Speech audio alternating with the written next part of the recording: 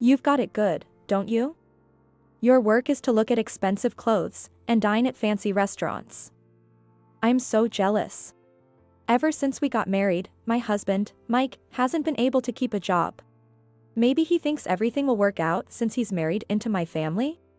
When the money runs out, he stretches his hand out to me, demanding more.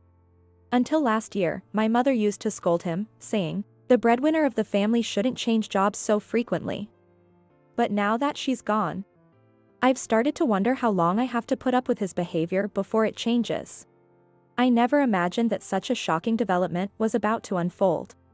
I am Sheila, 67 years old, and I work as a clothing seamstress. A clothing seamstress is someone who professionally makes clothes, turning dyed fabrics into clothes. Currently, I work as a freelance clothing maker and also teach clothes making. Besides that, I run sewing classes and various clothing-related activities. Since I'm the eldest daughter, Mike married into my family, and we have 2 sons. We live with our eldest son and his wife. My eldest son decided to live with us, considering how busy my work is. My daughter-in-law, Naomi, takes care of the house chores, allowing me to focus on my work, and I am grateful for that. Though we haven't been blessed with grandchildren, we still live happily together. On this day, a friend invited me to a fashion exhibition, and we plan to dine at a fancy restaurant afterward. Due to my job, I get invited to various fashion exhibitions. It's educational, and since I love my work, I get excited even before going. Mike didn't like seeing me so enthusiastic and made another snide remark. "You've got it good, don't you? Going to work for you means looking at expensive clothes and dining at fancy restaurants. I'm so jealous.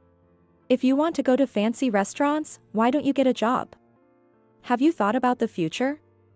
Besides, these expensive clothes were left to me by my mother," I retorted, but Mike pretended not to hear. Mike can't seem to keep a job for long. It's been that way since we got married. At first, he said he was defending a colleague or some such excuse. But when it happened 2 or 3 times, it became clear the problem was with him. Lately, he complains about back pain or a leg pain to avoid work and ends up quitting altogether. When the money runs out, he stretches his hand out to me, demanding more. He says he needs the money to go job hunting, but ends up gambling. Despite his gout, he drinks beer and other alcoholic beverages, which he shouldn't. "I can't work because my back hurts and I have gout." "You know that," he says. "I know plenty of people with those conditions who still work," I replied. But he just casually asks for a coffee, saying, "Oh, my back hurts. Can you make me a coffee?" Just then, Naomi came in. Yes. I'll bring it right away." I'm grateful for her presence, but her cheerful disposition can be a bit much at times. "Sheila, I know you're going out today. Leave Dad to me. I'll make sure he doesn't drink too much. Thank you for always taking care of the house and my husband. I'll bring back some gifts. Don't worry about it." Her high-pitched voice is not something I like to hear first thing in the morning, but I headed out nonetheless. On my way to the nearest station, I got a rare call from my younger son, Sean. "What's up? It's rare to hear from you," I said, noting his hushed tone. "Mom, are you at home? I'm on my way to a fashion exhibition, heading to the station." "Perfect. I'm at the cafe by the station. Can you come over?" "All right, but I don't have much time." I agreed and headed to the cafe. Entering the cafe, I saw Sean waving from a secluded table. "Long time no see. How have you been?" As a mother, I couldn't help but check his appearance and complexion. "I'm doing well. How about you, Mom?" "Oh, I'm fine. But what's going on? Why did you call me out so suddenly?" "Sean is my second son. When he brought home his girlfriend who was older than him and a divorcee, Mike didn't approve, which led to Sean visiting home less often. Later, Sean told me that his wife, Sarah, didn't grow up in a loving family, making her a quiet and shy person. She's the complete opposite of my eldest son's wife. Occasionally, I would talk to Sarah on the phone or exchange messages. I also hear from Sean from time to time, but Mike keeps telling him to get a divorce, so they haven't seen each other for the past 2 years. Sean's sudden call came with a surprising revelation. Sarah said she saw Dad walking with Naomi. Well, they might go out together sometimes. After all, your father is unemployed again. He quit his job again? Unbelievable. Sean looked exasperated. Then it's even more likely they were just walking together. Sean seemed deep in thought. So, what's the big deal? It must be a mistake. They didn't look like a normal father-daughter pair, he said. What do you mean? Not like father and daughter? When I tilted my head in confusion, Sean raised his voice slightly before lowering it again. Mom, Dad's cheating. No way. You're mistaken.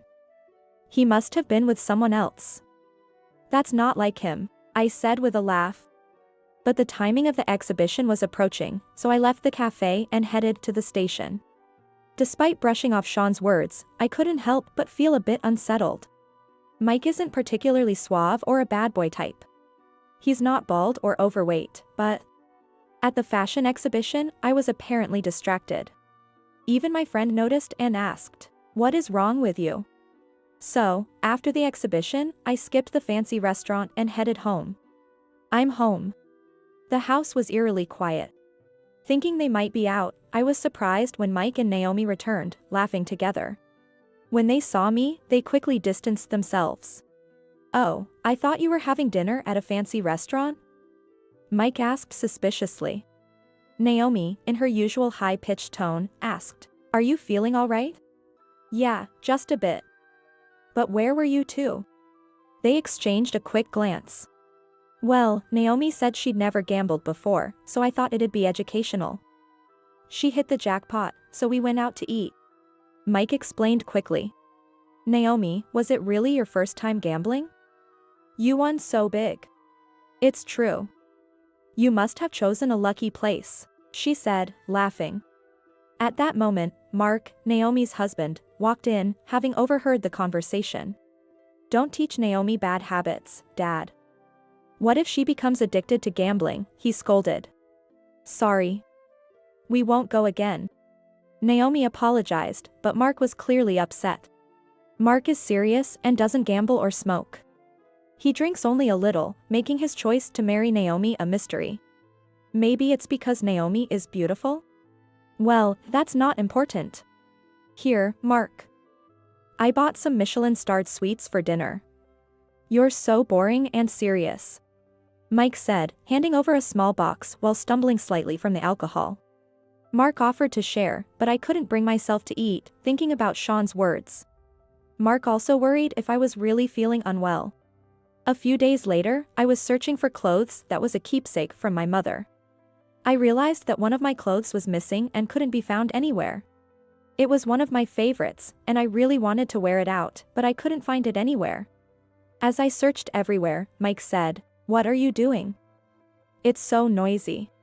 So, I asked him, Do you know anything about this patterned clothes? That was my mother's keepsake?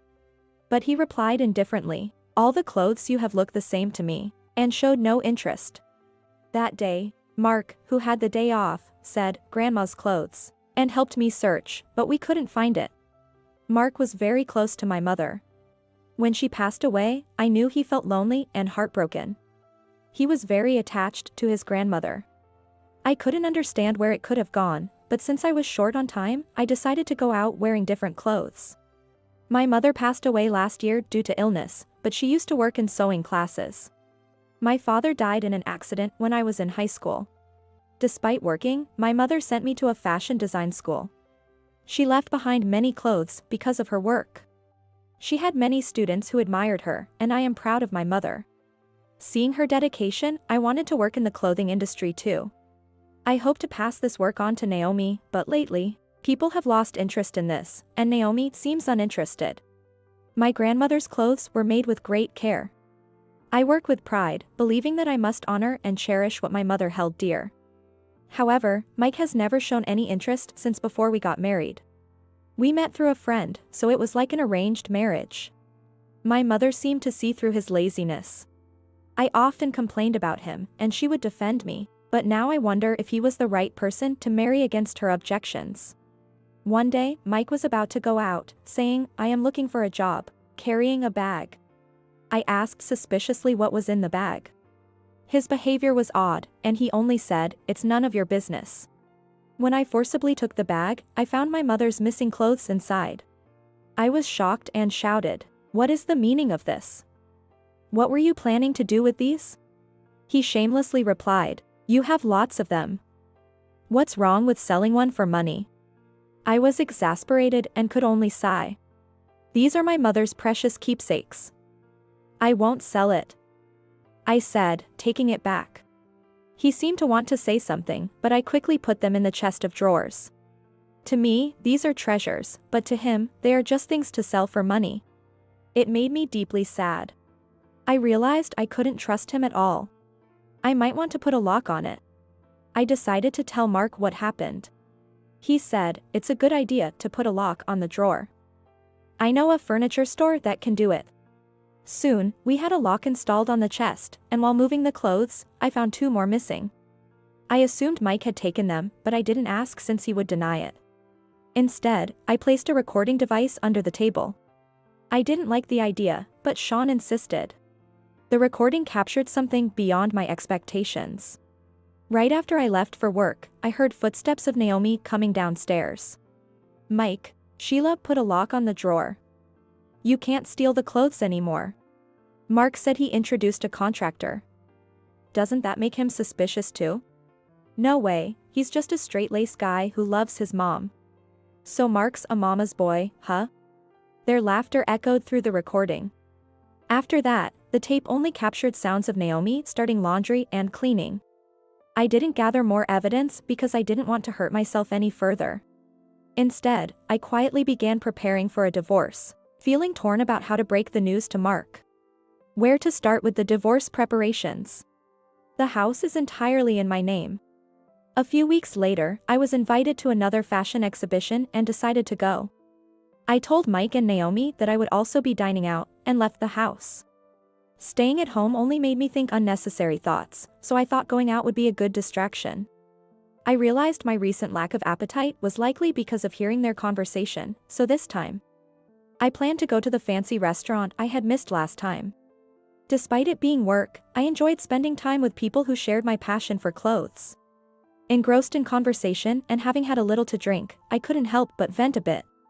Feeling embarrassed about airing family matter, I mentioned in a low voice that Mike and Naomi had been acting strangely.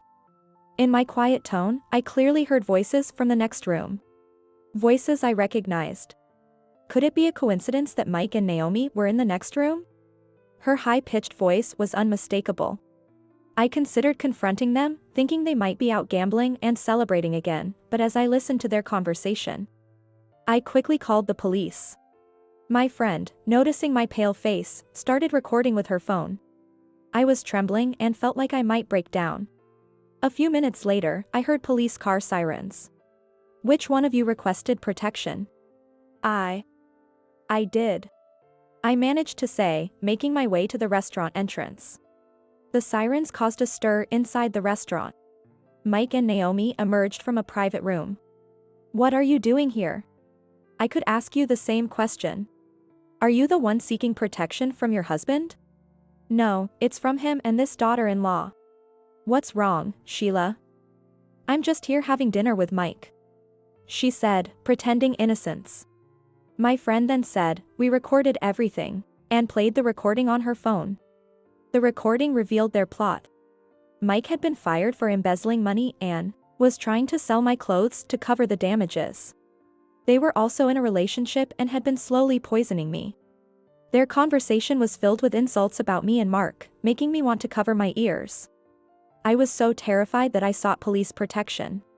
Even after hearing the recording, Naomi laughed it off, saying, "Sheila, that was just a joke." Despite the entire restaurant and the police hearing it, she remained brazen.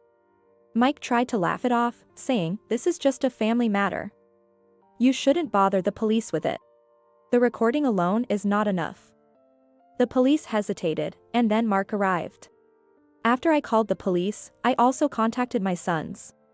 "Officer, please look at these photos." "I hired a private investigator," Mark said, handing over a large envelope. Then Sean arrived as well. I helped too. Dad, what are you doing with Mark's wife? You think you can talk about my wife? How shameful. Sean's direct confrontation left Mike speechless. Even in the middle of this mess, Naomi tried to play the victim, claiming, "One day, he attacked me." But Mark, having sensed something was off, had been secretly investigating. Mark wouldn't even look Naomi in the eye. Inside the envelope were several pages labeled investigation report, along with photos of Mike and Naomi entering a hotel together and Mike bringing my mother's clothes to a pawn shop. It also revealed that Naomi had been seducing a pharmacist to secretly obtain drugs, which she then mixed into my food. This was undeniable proof. A beautiful young woman attracts attention. Doesn't she have any pride as a pharmacist? 6 years of school, and her parents would be devastated, I thought. With irrefutable evidence in hand, both Mike and Naomi were arrested and taken away in a police car. The police asked me, Mark, and Sean to follow them to the station for statements. I apologized to the restaurant for the disturbance. Feeling relieved and weak at the same time, I was supported by my sons. Mike and Naomi were charged with attempted murder, theft of my clothes, and Mike was also accused of embezzlement from his previous company. They won't be out of prison for a while. And even when they do get out, I had already filed for divorce, and there is no home for him to return to. It's his own fault. Mark also proceeded with divorce proceedings, despite Naomi's repeated apologies. He firmly told her that there was no chance of reconciliation, and the divorce was finalized. It was discovered that Naomi had a prior arrest for engaging in a sugar daddy activities. Of course, Mark had no idea about this when they married. This incident caused significant trouble for her relatives, and her parents came to apologize and left some money, acknowledging their part in the matter. We accepted half of the money to ease their burden. Mark, surprisingly upbeat, mentioned that he might start looking for a new girlfriend. There are many good women among my students, and once things settle down, I plan to introduce him to someone, but he is such a serious son. Sean, who couldn't visit often before, now comes with Sarah more frequently, showing concern for me. Moreover, Sarah is 5 months pregnant. The stability period is approaching. The thought of seeing my grandchild's face fills me with so much joy, it feels like a dream. Since Sarah has no family, I am eager to step in as her real mother. We have a room available and are considering living together. Sarah, as it turns out, has a strong interest in sewing, and when I had her try once, she showed an innate talent, despite claiming it was her first time. I secretly hope to train her as my beloved disciple after the baby is born. I feel we can get along personally as well. However, I worry about Mike getting out of prison while we're still alive. If that happens, I plan to sell this house and move to an apartment where we can live at a safe distance. Although I intend to stay in this house filled with my mother's memories for a while longer. I may not have been blessed with a good husband, but I can say I've been blessed with good sons. I'm also grateful to my friend who cleverly recorded Mike and Naomi's plot. She's still a pillar of support, and we're planning a spa trip together. The clothes, which the police had kept as evidence, has been returned from the pawn shop. I feel like my mother was protecting me. From now on, I want to focus on being happy and take care of myself.